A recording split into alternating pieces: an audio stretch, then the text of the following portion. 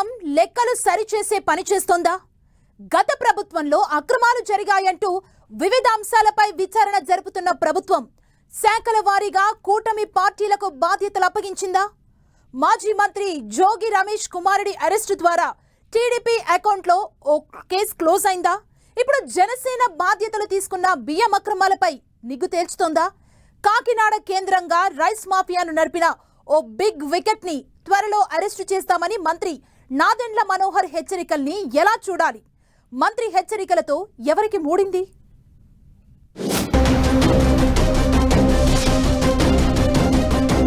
గత ప్రభుత్వంలో అక్రమాలను వెలికి తీస్తున్న చంద్రబాబు ప్రభుత్వం అరెస్టులతో వైసీపీ నేతల వెన్నులో వణుకు పుట్టిస్తోంది.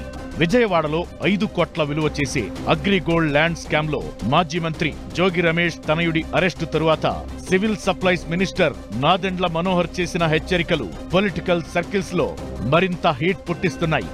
రేషన్ బియ్యం అక్రమాల్లో త్వరలో అరెస్టులు ఉంటాయని, బిగ్ వికెట్లను కటకటాల్లో పెడతామని చాలా సూటిగా చెప్పారు నాదెండ్ల. దీంతో ప్రభుత్వం దృష్టిలో ఉన్న ఆ బిగ్ వికెట్లు ఎవరనే చర్చ జరుగుతోంది.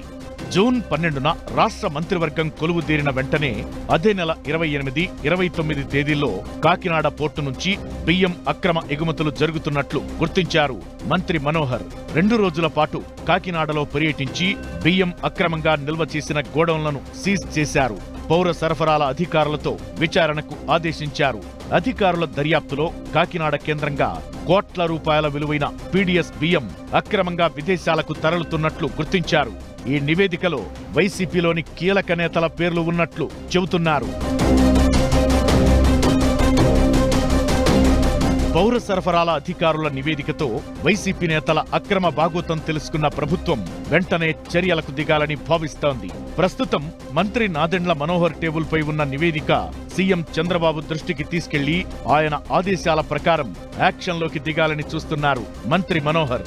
ఇక సిఐడి కేసు నమోదు చేస్తే కాకినాడలోని ముఖ్య నేతల అరెస్టు తప్పదని ఖరాఖండిగా చెబుతున్నారు. దీంతో ప్రభుత్వం హిట్ లిస్టులో ఉన్న నేతలు ఎవరా అనే సందేహాలు వ్యక్తమవుతున్నాయి. ఇప్పటికే మాజీ మంత్రి జోగి రమేష్ కుమారుడిని అరెస్టు చేశారు. చంద్రబాబు ఇంటిపై దాడి కేసులో ప్రస్తుతం జోగి అరెస్టు నుంచి రక్షణ పొందారు.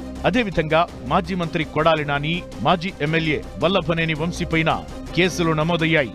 ఇప్పుడు కాకినాడలో ఎవరిని అరెస్టు చేస్తారనేదే ఉత్కంఠ రేపుతోంది. మంత్రి నాదెండ్ల మనోహర్ తనిఖీల్లో కాకినాడ మాజీ ఎమ్మెల్యే ద్వారంపూడి చంద్రశేఖర్ రెడ్డి కుటుంబ సభ్యులు, సన్నిహితుల గోడౌన్లనే లక్ష్యంగా చేసుకున్నారనే ప్రచారముంది.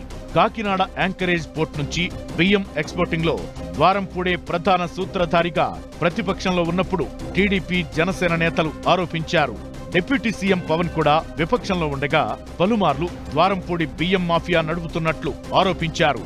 సీఎం చంద్రబాబు సైతం కాకినాడలో బియ్యం కుంభకోణాన్ని బయటపెట్టి నిందితులను కటకటాల వెనక్కి నెడతామని హెచ్చరించేవారు. ఇక ద్వారంపూడి సైతం అప్పట్లో ప్రతిపక్షాల విమర్శలపై స్పందిస్తూ తన తప్పుంటే అరెస్టు చేయొచ్చని సవాల్ చేసేవారు. అప్పట్లో అధికార పక్షంలో ఉండగా ప్రకటనలతో రెచ్చగొట్టిన ద్వారంపూడి వైసీపీ ఓడిన తరువాత సైలెంట్ అయ్యారు. ఇప్పుడు కూటమి ప్రభుత్వం అడుగులు చూస్తుంటే ద్వారంపూడి లక్ష్యంగానే పావులు కదుపుతున్నట్టు కనిపిస్తోందని ప్రచారం జరుగుతోంది. ఇక ఈ వ్యవహారంలో అప్పటి పౌర సరఫరాల మంత్రి కొడాలి నానికేమైనా ప్రమేయం ఉందా అనే దిశగాను దర్యాప్తు జరిపించాలని ప్రభుత్వం నిర్ణయించిందంటున్నారు. దీంతో ద్వారంపూడి, కొడాలి నానిని ఉద్దేశించే మంత్రి నాదెండ్ల మనోహర్ హెచ్చరికలు చేశారా అనే అనుమానాలు వ్యక్తమవుతున్నాయి. మొత్తానికి నాదెండ్ల హెచ్చరికలతో ఇప్పటికే కేసుల భయంతో అజ్ఞాతం గడుపుతున్న వైసీపీ నేతలు ఇప్పుడు తాజా హెచ్చరికలతో మరింత టెన్షన్ పడుతున్నారు. మొత్తానికి కూటమి ప్రభుత్వం బిగిస్తున్న ఉచ్చులో ఒక్కొక్కరుగా ఇరుక్కుపోతుండటమే రాష్ట్ర రాజకీయాల్లో హాట్ టాపిక్ గా మారుతోంది.